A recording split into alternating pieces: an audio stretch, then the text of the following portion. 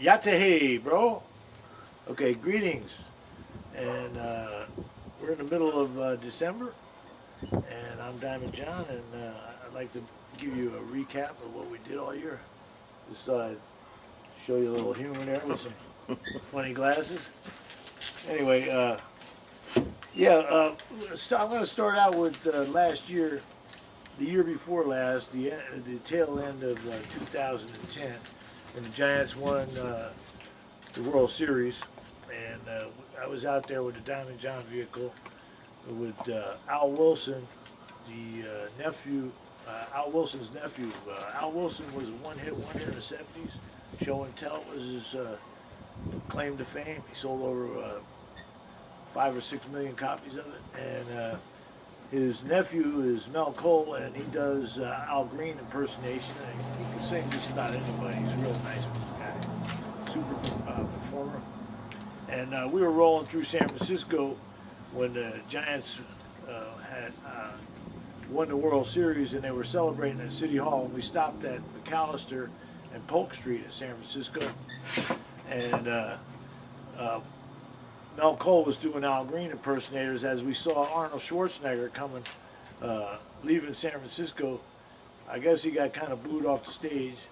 I heard that he was comparing his Terminator movies to the Giants, and a lot of people didn't take that too well. Anyway, so we watched him as he exited on that corner, and then also the SFPD, which I'm pretty friendly with, let me stay there for a while, and then I had to leave myself.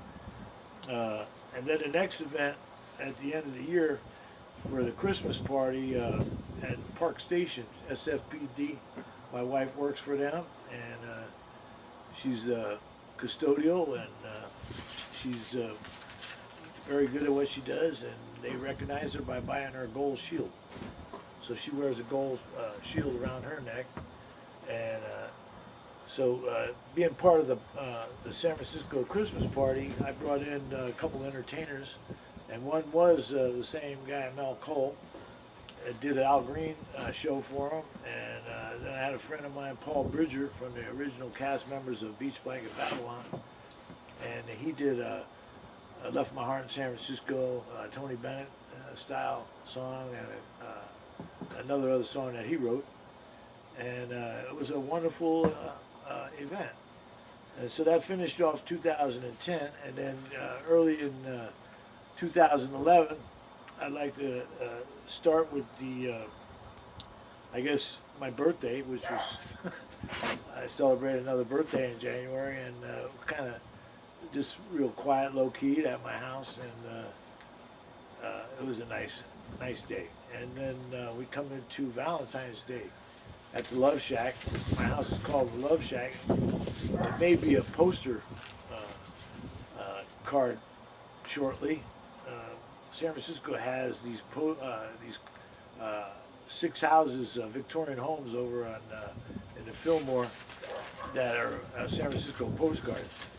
But San Francisco being the poster child for global peace, I think.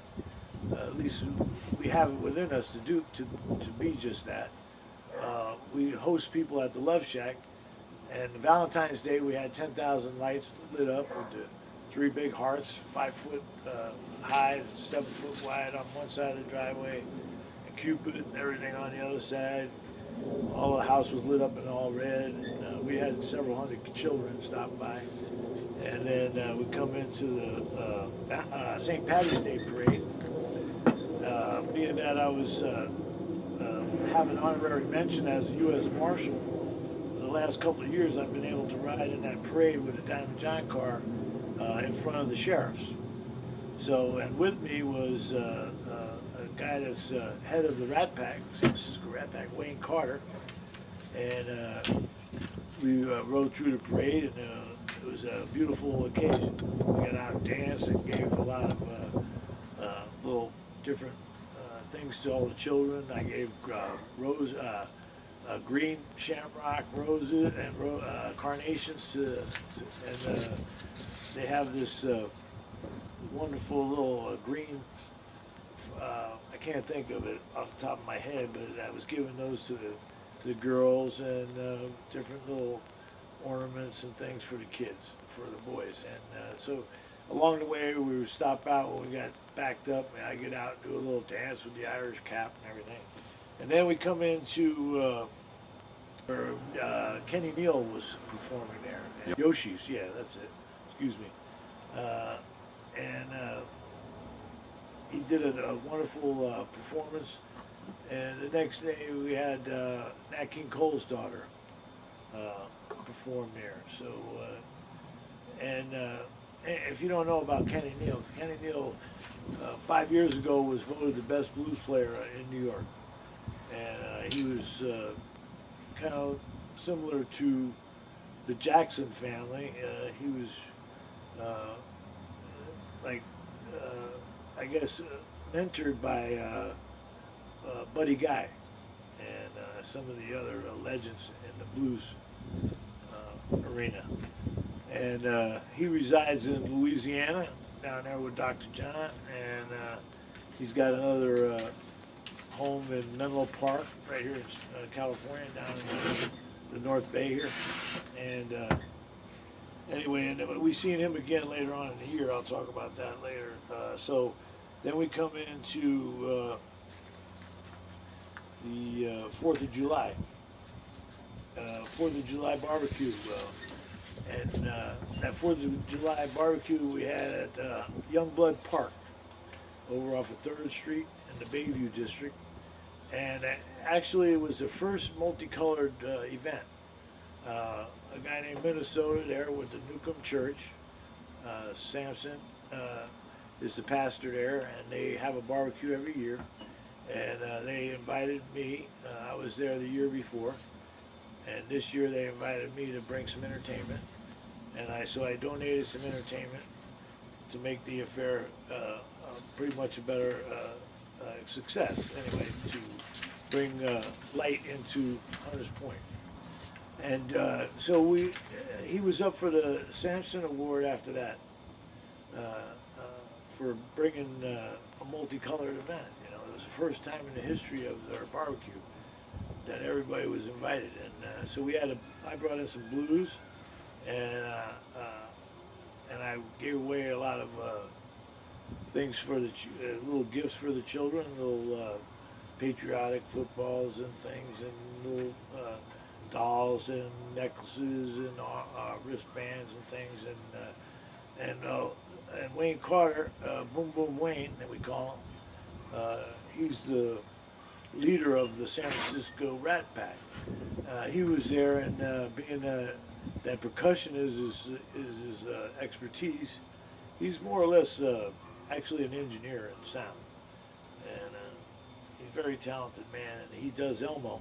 So he was entertaining the children with his impersonations of Elmo, and a friend of mine, Paul Bridger, did a patriotic song, and then we had Tony Bennett, and we had a DJ, and I brought a blues band. My attorney played some good blues, and so the event turned out pretty well.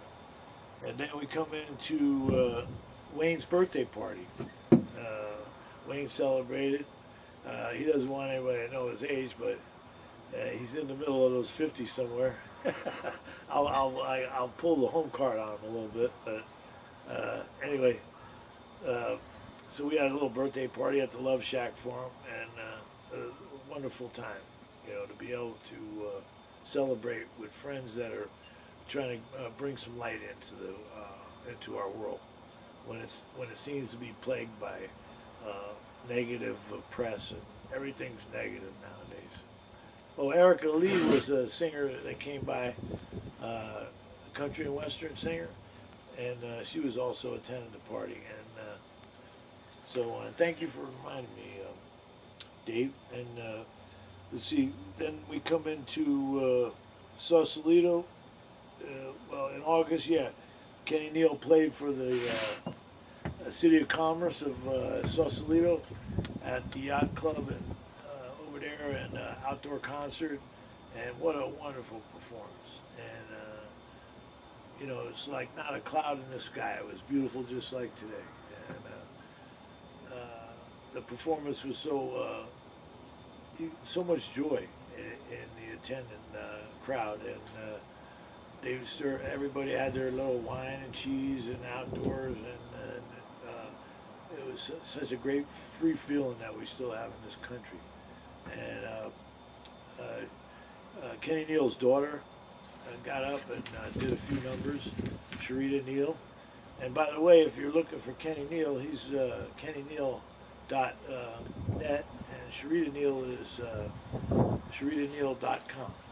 So if you can look up their websites and check them out yourself. Best musicians in the world coming up today. I think Sharita Neal is another Chaka Khan. If anybody knows about Chaka Khan, that's a real compliment.